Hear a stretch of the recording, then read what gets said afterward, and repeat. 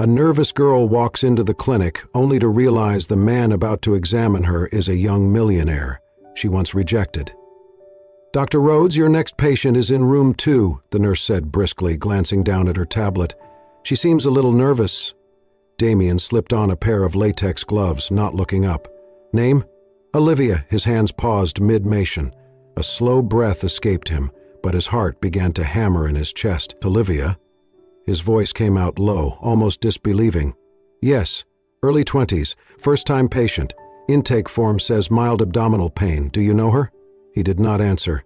Instead, he finished adjusting his gloves, gave a sharp nod and walked down the corridor, his polished shoes echoing against the sterile tile floor. Each step toward room 2 felt heavier, the name repeated in his mind like a drumbeat. Olivia Tran. He had not heard that name spoken aloud in years. Not since that night on the campus steps, under the rain, when she had looked at him with those wide, sad eyes and said no. He pushed open the door. Inside, Olivia sat on the edge of the examination table, her shoulders hunched, fingers tightly clutched around the strap of her canvas bag. She was staring at the floor, legs swinging slightly above it, as if hoping the movement would distract her from her nerves. Her hair was longer than he remembered, darker too, pulled back into a loose ponytail. She wore no makeup, just a dusting of worry across her features. The door clicked shut behind him. She looked up, her eyes widened. He stopped mid-step.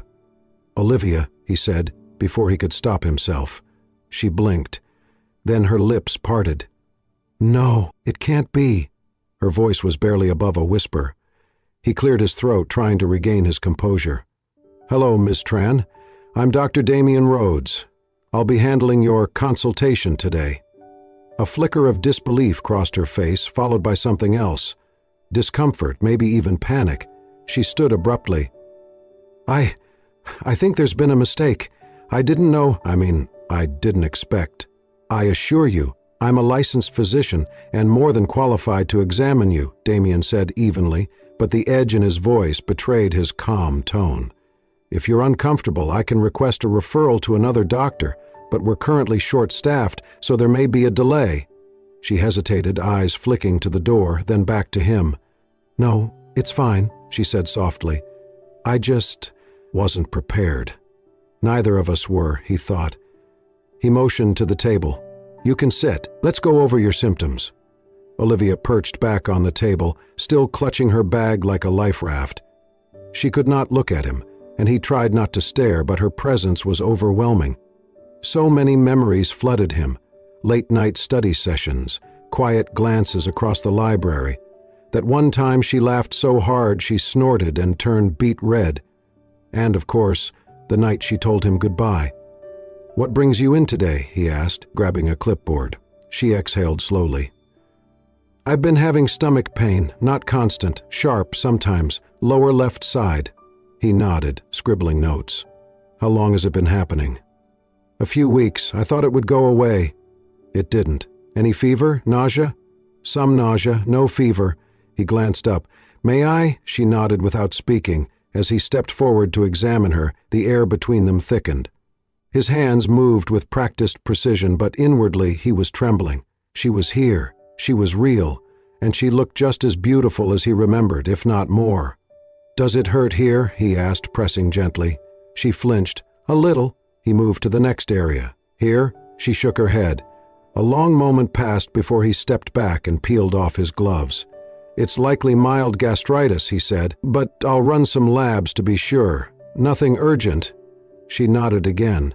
He reached for the clipboard but paused before turning away. "I didn't expect to see you here." She looked up, finally meeting his eyes. Her voice was low. "Neither did I." "I thought you left the city." "I did. I came back last year." He waited, but she offered nothing more. He nodded slowly. "You'll get a call about your results in a few days. In the meantime, I'll write you a prescription." He turned toward the counter, scribbled a few notes, then paused. "You look well," he said without turning around. She did not reply. When he handed her the paper, their fingers brushed. She pulled her hand away quickly. "Thank you," she said, clutching the slip like another shield. Damien opened the door for her. She walked past him, head down, footsteps quick. As she reached the hallway, he called softly, "Still not good enough, huh? Olivia?" She stopped, her back stiffened, but she did not turn around. She walked away without a word, and Damien stood there, alone in the doorway, wondering why her silence hurt more than her rejection ever did. Olivia sat in the reception area, her fingers curling and uncurling in her lap as the dull tick of the wall clock seemed to echo louder than anything else. She had come back to the clinic reluctantly, heart pounding, fully prepared to ask for a different physician. The encounter with Damien had unraveled her carefully kept composure, stirred feelings she thought long buried. She told herself it would be easier to explain to the receptionist that she simply preferred someone else. No need for awkwardness, no need for history resurfacing. But when she finally stood at the front desk, clutching her purse tightly, her voice barely above a whisper, the receptionist had offered a kind but apologetic smile. "I'm sorry, Ms. Tran.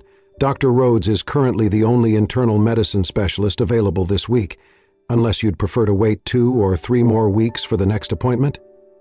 Olivia had paused. 3 weeks was too long to ignore her symptoms, but still, she hesitated, her heart thudding like a warning. She gave a silent nod, too embarrassed to explain why she wanted to switch. She could not bring herself to say, "I once broke that man's heart," or worse, "I'm afraid he still lives in mine." Now, once again, she found herself seated in room 2, the air colder than she remembered, her skin prickling with nerves.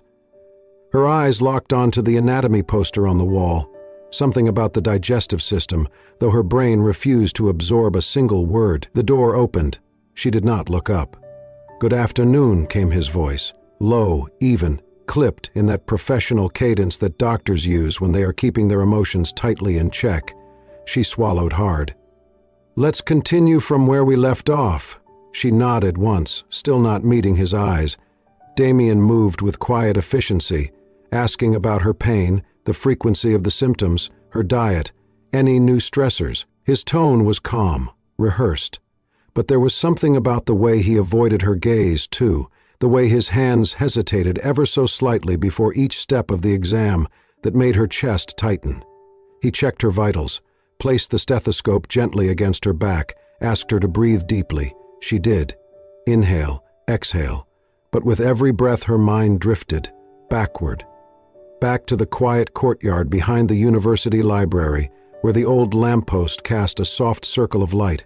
Damien had waited for her there, nervously shifting his weight from foot to foot, wearing the coat she always liked, the charcoal one with the worn sleeves and faint smell of cedar. "I like you, Olivia," he had said, voice low, sincere, hopeful. "I have for a while." She remembered the way her heart clenched, how badly she had wanted to say it back. But all she could manage was a shake of her head. "I can't." He had not begged. He had not questioned. He had only stepped back, eyes shadowed with something unspoken, and nodded. Then he turned and walked away. She had cried the whole way home. He had buried himself in ambition, in perfection, in everything that did not feel like loss. Now here they were again, in a room of white walls and soft beeps, both pretending that their hearts had not once leaned toward each other like moths to flame. When the exam was done, Damien stepped back, snapping off his gloves with a practiced flick. "I'll send your test results to the lab," he said, his voice distant. "You should hear back in a few days." "Thank you," she murmured, almost inaudibly. She stood quickly, grabbing her bag. She was halfway to the door when his voice cut through the silence. "Still not good enough, huh, Olivia?" Her breath caught. She froze. Slowly she turned around. Damien stood there, arms crossed, eyes not angry but full of something far more painful. Betrayal, confusion, longing that never quite faded. "You didn't even let me ask why," he said. "You just walked away." Her lips parted, then closed again. "I had my reasons." "I'm sure you did." Her chin trembled slightly. He stepped forward, his voice softening. "I wasn't trying to be perfect. I just wanted to be there." She blinked rapidly, tears threatening to spill. That was the problem. They stood there, 2 people holding the remnants of a past too fragile to name.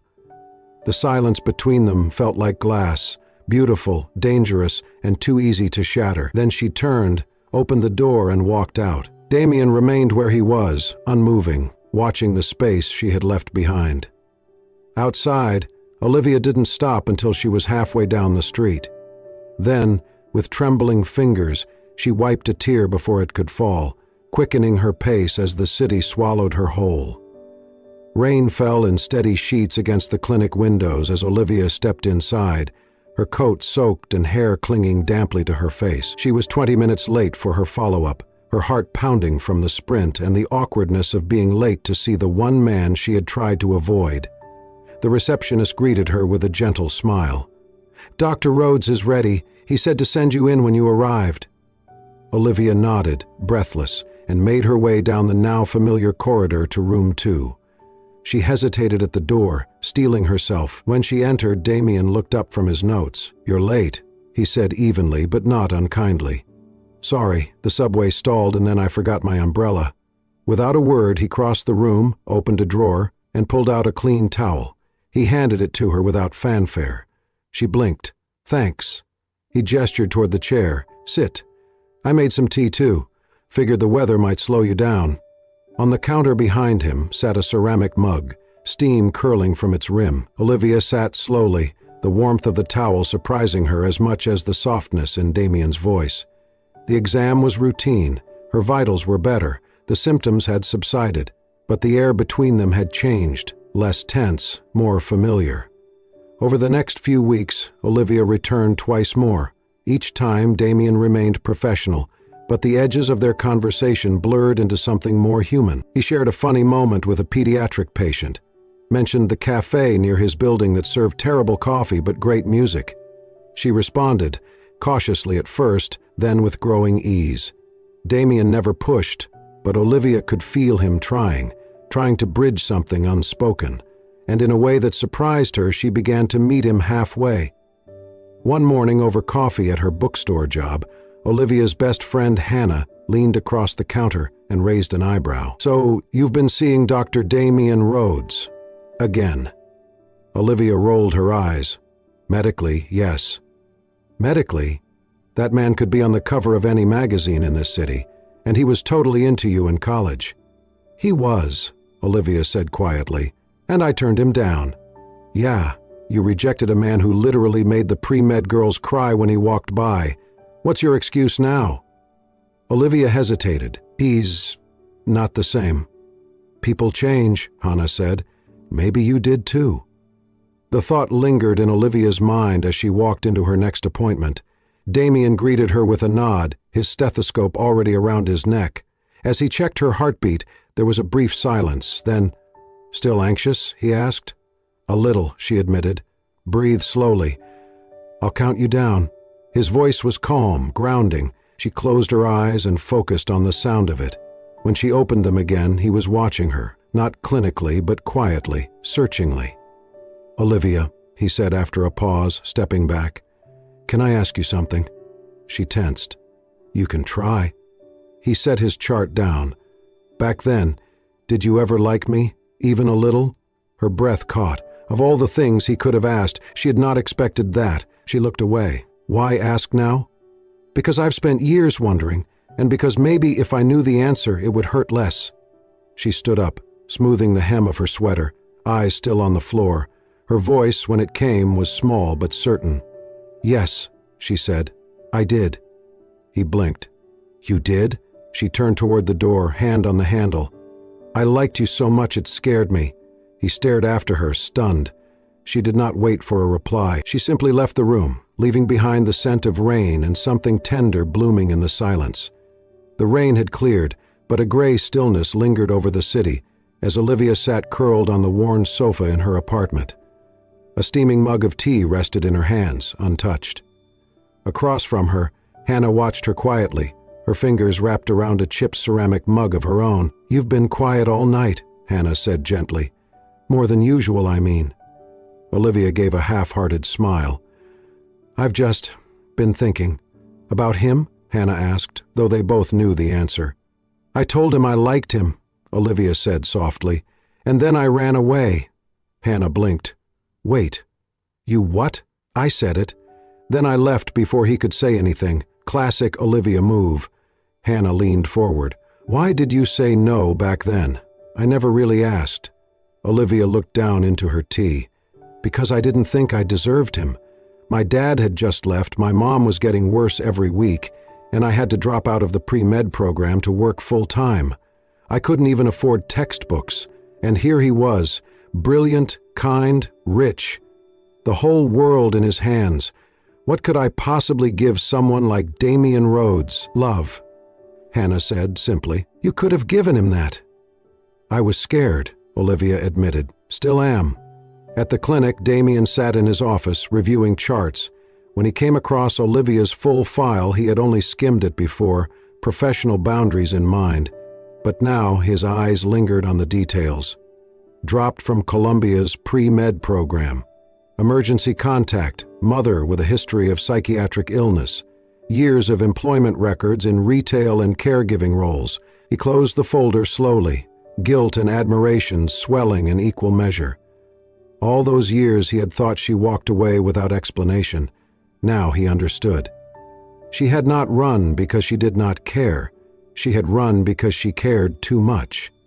The next afternoon, Olivia arrived for a routine follow-up. Her skin looked pale, her steps slower. Damian noticed immediately. You look exhausted, he said, concerned. I'm fine, she replied, waving a hand. Just... didn't sleep much. He nodded, but his frown lingered. Midway through the exam, her answers started to slur slightly. She blinked a few times, then swayed. Olivia? Damian stepped forward. She collapsed before he could catch her. His reflexes kicked in. In one swift motion, he scooped her into his arms and rushed her into the staff break room, laying her gently on the small couch. A nurse appeared, but Damian waved her off. I've got this. He checked her pulse, her vitals. Her breathing was shallow but steady. Gently, he pressed a cool cloth to her forehead and stayed by her side until she stirred. Her eyes fluttered open. What happened? You fainted, he said softly. From exhaustion, low blood sugar. You've been pushing yourself too hard. She blinked, still dazed. I'm sorry. Don't apologize, he said, brushing a strand of hair from her face. You've been carrying so much. Silence filled the room as she looked up at him, vulnerable in a way she rarely allowed herself to be. I didn't want you to see me like this, she whispered. But I do see you, Damian replied, his voice trembling slightly. Not the version you try to present, the real you, the one who fights every day, even when no one notices. Tears welled in her eyes. He reached down and took her hand gently in his. If this is the second chance I never thought I'd get, he said, then let me say what I should have said back then. She held her breath. If you let me this time, Damian whispered, I won't walk away. I won't leave. Her hand tightened around his, and for the first time, the walls between them began to truly fall. The next time Olivia visited the clinic, it was not just for a follow-up. She walked in with more ease, her shoulders less tense, her steps more grounded. The dark circles beneath her eyes had faded slightly, and there was a subtle glow to her skin, as if she had begun to reclaim pieces of herself. She still looked tired, yes, but the exhaustion no longer felt like it was swallowing her whole. Instead, she looked like someone who had started to breathe again. Damian noticed immediately. He studied her for a beat longer than necessary when she stepped into the room, and for the first time since their awkward reunion, he smiled without hesitation. After her checkup, he handed her a printed list of recommendations and paused before speaking. You're doing better, he said, his voice softer than usual. I'm trying, Olivia replied, tucking a loose strand of hair behind her ear. There was a short silence between them. Neither of them moved to end the moment. Then Damian cleared his throat, shifting slightly. Would you want to go for a walk with me? There's a park nearby, just 20 minutes, nothing formal. Olivia blinked, surprised. You mean now? He looked almost nervous, his posture unusually tentative. Unless you have other plans. She looked down at her shoes, heart thudding, and then back up into his eyes. No, I'd like that. The walk started in silence, but not the uncomfortable kind. It was the kind of quiet that felt natural, like the pause before a deep breath. The sun hung low in the sky, casting everything in soft amber light. The sidewalk still held the warmth of the day, and the rustling trees whispered secrets above them as the city noise gradually faded into the background. As they reached the riverside park, Damien pointed to a bench beneath a wide maple tree with branches that hung like arms offering shelter. "Sit with me?" She nodded, and they took their seats side by side. Their conversation began lightly, shared memories of college days, professors who terrified them, and the dreadful campus coffee that somehow still tasted better than anything else. Damien told her stories from his hospital rotations, some sobering, others so absurd they had both laughing in disbelief. Olivia opened up about her job at the bookstore, how she still devoured medical journals late at night, and how sometimes, just for herself, she quizzed her knowledge as if preparing for exams she might never take. "You never really left medicine," Damien said with a smile, glancing sideways at her. "Sometimes," she said quietly, "I wonder if it left me." He looked at her for a long moment, the breeze lifting strands of her hair. "I don't think it ever did. It just waited for you to come back." They continued walking after that, letting their words unfold with gentle honesty. Over the next few weeks, these walks became something of a ritual. Sometimes they added coffee, sometimes just the stroll, but every time, something between them softened, deepened. The distance that had once felt unbridgeable slowly gave way to something fragile but growing. Olivia found herself smiling more. She caught herself looking forward to his texts. Her chest no longer tightened when she saw his name on her phone. Instead, it fluttered. And Damien, he never pushed. He waited, listened, offered space when she needed it and steadiness when she wavered. One evening, as the sky shifted from gold to violet, they stopped by the water's edge. The park buzzed with life, children laughing, dogs barking, a couple arguing gently over an ice cream flavor. Damien turned to her, his voice low. "I've missed this." She glanced at him. "What?" "Talking to you, laughing with you, seeing you." Her smile faltered. "You only see the good parts, the strong ones." "I see all of it," he replied. "And I'm still here." He reached out and gently took her hand. She froze. Her heart beat loudly in her ears. Slowly, painfully, she pulled her hand away, her eyes stinging. "I can't," she whispered. "I can't be someone's weight, someone's responsibility. I don't want to be a burden to you." Damien didn't flinch. Instead, he stepped closer, gently placing his hands on her shoulders. His voice was quiet but steady. "You're not a burden, Olivia. You're not something I have to carry. You're someone I want to walk beside." Her throat tightened. "You were the person I hoped for back then," he added. "And you're still the one I don't want to lose." She stood still, trembling. Then finally, as if something long locked inside her had begun to melt, her arms lifted, uncertain at first, then wrapped around him. He held her, and she let herself be held. And for the first time in a very long time, Olivia didn't feel like she had to apologize for existing. She felt chosen. The clinic had been quiet that afternoon, the usual bustle of patients and chatter reduced to a low hum. Olivia sat on a bench outside during her break, a book in hand and a paper cup of lukewarm coffee beside her. She had come to see Damien for a routine follow-up, but as she waited, a woman in a crisp navy blazer approached from across the lot. Dr. Sienna Hale.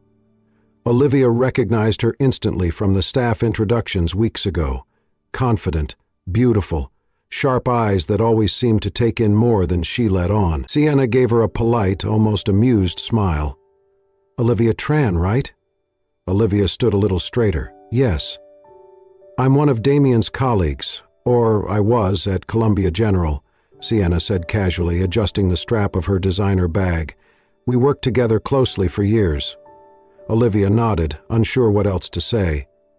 "You know," Sienna continued, her tone light but deliberate, "Damien has always been a little too kind for his own good, generous, compassionate, but he also comes from a very different world, Olivia."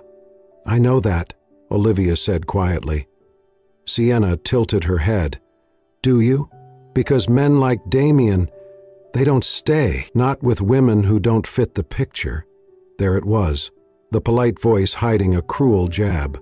He could be with anyone, Sienna added, almost as an afterthought, and one day he might realize that. Olivia's throat tightened. She forced a small smile, said thank you, and turned away before Sienna could see the flicker of doubt in her eyes. That night, Olivia lay awake, replaying the conversation over and over. The truth was, she had always wondered the same thing. Damien had grown up with wealth, access, expectation. She was the girl who clipped coupons, who washed her mother's clothes by hand during hospital stays, who gave up her dream of becoming a doctor to survive. How could someone like her ever truly belong in his world? She started skipping her appointments, stopped replying to his messages. Damien noticed the silence right away. After the third missed visit, he called the bookstore directly. "She's not in today," Hannah said carefully. "And honestly, if you care about her, you might want to go see her." It was raining when Damien arrived.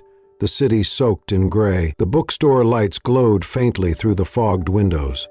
Damien stood under the awning, drenched, his breath visible in the chilled air. Then the door opened. Olivia stepped out, umbrella in hand, startled when she saw him standing there. She froze. "You're avoiding me," Damien said, his voice raised slightly above the patter of rain. "And I think I deserve to know why."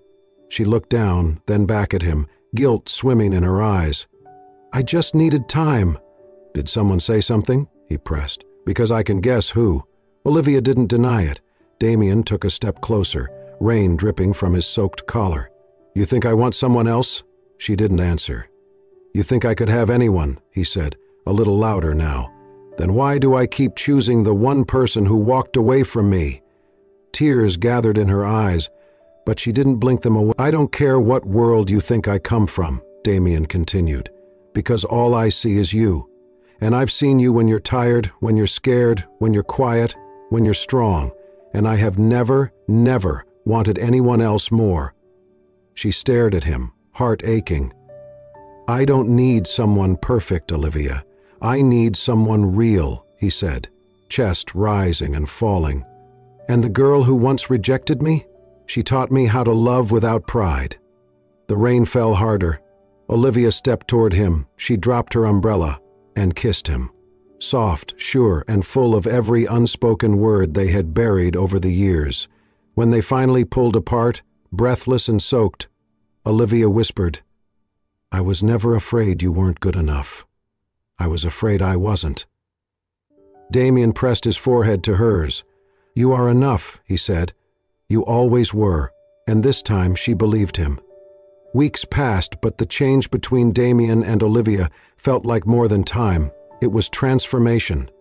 No more hidden glances, no more missed words.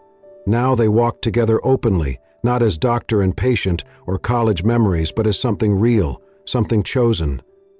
Olivia had re-enrolled in her pre-med preparatory courses. At night, she studied with textbooks spread across the small coffee table in Damien's apartment, while he read medical journals beside her, offering the occasional pointer or quiz question that always ended with a kiss on the cheek. "I forgot how good you are at this," Damien said one evening, watching her scribble in her notebook. She looked up. "I forgot how much I loved it until you reminded me." Outside of work and study, they spent their weekends volunteering with a free community clinic in the Bronx, offering basic checkups and consultations to families who could not afford them. Olivia took vitals and greeted patients. Damien handled cases that required more attention. But always they worked side by side. One Saturday, while cleaning up after a long shift, Damien looked over at Olivia, her cheeks flushed with warmth and satisfaction. "You shine here," he said quietly. "So do you," she whispered back. But not everything was easy. When Damien told his mother he was bringing someone home, there had been hesitation. Margot Rhodes was elegance personified, sharp, well-read, and always dressed in muted designer tones. She opened the door with a smile, but Olivia could feel the measuring gaze in her eyes. Dinner was polite, stiff, the conversation formal. Afterward, as Damien stepped away to take a call, Olivia found herself alone with Margot in the conservatory. "I've heard about you," Margot said, voice pleasant but cool. "Damien speaks of you often." Olivia met her gaze. "I imagine that surprises you." Margot didn't answer. Olivia took a quiet breath. "I'm not from his world. I know that. But Damien doesn't want someone perfect. He wants someone honest, someone who sees him beyond the name. That's what I offer him, not a title, a truth." Margot studied her for a moment, then unexpectedly, she gave a small, graceful nod. "I suppose we all want our sons to be seen, especially by someone brave enough to see herself." The next day, Damien took Olivia to the small garden behind his clinic. It was dusk, the air warm and golden. "This was the first place I realized I might lose you again," he said softly, "and I promised myself I wouldn't." Olivia looked around, remembering the moment she had collapsed here, overwhelmed and exhausted, how far they had come. Damien turned to her. "Back then you told me no," he said, reaching into his coat pocket, "and I respected it." He lowered to one knee. "But this time, I hope you'll say yes." Olivia gasped as he opened the box, revealing a delicate ring, simple, timeless, like everything they were together. "I don't need perfect," Damien said, his voice full of quiet emotion. "I just need you." Tears spilled down her cheeks as she nodded, laughing through them. "Yes," she whispered. "Yes, Damien, always." He slid the ring onto her finger and stood, pulling her into his arms. In the fading light of the garden, where pain had once bloomed, love finally took root. The waiting room of Rhodes Community Health Clinic hummed with quiet chatter, the soft rustle of paperwork and laughter echoing from the hallway. Children played with donated toys in the corner while parents waited patiently for their turn. Flyers about nutrition, mental health, and prenatal care lined the walls, each detail a reflection of something bigger than medicine. A reflection of purpose. Olivia moved briskly from one room to another, clipboard in hand, stethoscope looped around her neck. She was no longer just Damien's patient, no longer a shadow in the corners of her own life. She was now his partner, in work, in love, and in a vision they had built together. After passing her exams, she had joined the clinic full-time as a medical assistant while continuing her studies.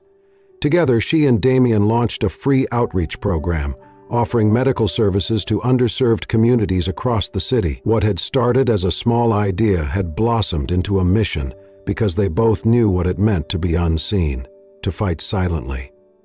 "Room 3 is ready," she called over her shoulder as Damien emerged from an exam room. He gave her a quick grin. "Coming." As they passed each other, his fingers brushed lightly against hers, a fleeting touch that still made her smile. In the pediatric wing, a tiny voice piped up, "Are you two married?" Both turned in surprise to see a wide-eyed little girl sitting on the exam table, her legs swinging. "Not yet," Olivia said with a laugh. "But you love each other, right?" the girl pressed. Damien crouched beside her. "Very much." The girl beamed. "You're like the people in cartoons who fall in love at the end." Olivia and Damien exchanged a look and laughed. "Something like that?" Olivia said. Later that night, as they closed the clinic and walked hand in hand through the quiet halls, Olivia paused outside one of the rooms. "Damien," she said, her voice softer than usual. He turned, immediately attentive. "What is it?" She reached into her coat pocket and handed him a folded piece of paper. His brow furrowed as he opened it. It was a small printout, black and white, grainy. He looked up slowly. Olivia's eyes shimmered, her smile trembling. "I wanted to tell you in the place where everything started." For a long moment, Damien was silent, his eyes locked on hers. Then he stepped forward and pulled her into his arms, holding her so tightly that the air between them vanished. "You're going to be the most incredible mother," he whispered. "And you," she said against his chest, "the kind of father you never thought you'd be, but already are." They stood that way for a long time, the clinic empty around them, the echo of new beginnings filling the space like sunlight. In the months that followed, their life together continued to grow. Early morning rounds, late-night study sessions, grocery trips that turned into long walks. laughter that filled every corner of their small apartment. Damien started writing articles about accessible healthcare. Olivia gave talks at community colleges about resilience and second chances. And when their baby arrived, a daughter with Damien's eyes and Olivia's steady quiet, they knew that this love, born from broken pieces and rediscovered strength, would anchor a new generation. Thank you for joining us on this deeply emotional journey of two people who once let love slip away, only to find it again when they were finally ready to receive it. Damien and Olivia remind us that love does not always arrive at the perfect moment. But when it does come back, it asks only one thing: the courage to choose it again. If this story touched your heart, please consider subscribing to Soul Stirring Stories, your home for unforgettable tales of love, healing, and second chances. Tap the subscribe button, like this video, and hit the bell icon so you never miss a story that moves your soul. Until next time, remember, the bravest thing we can ever do is open our hearts, especially after they've been broken.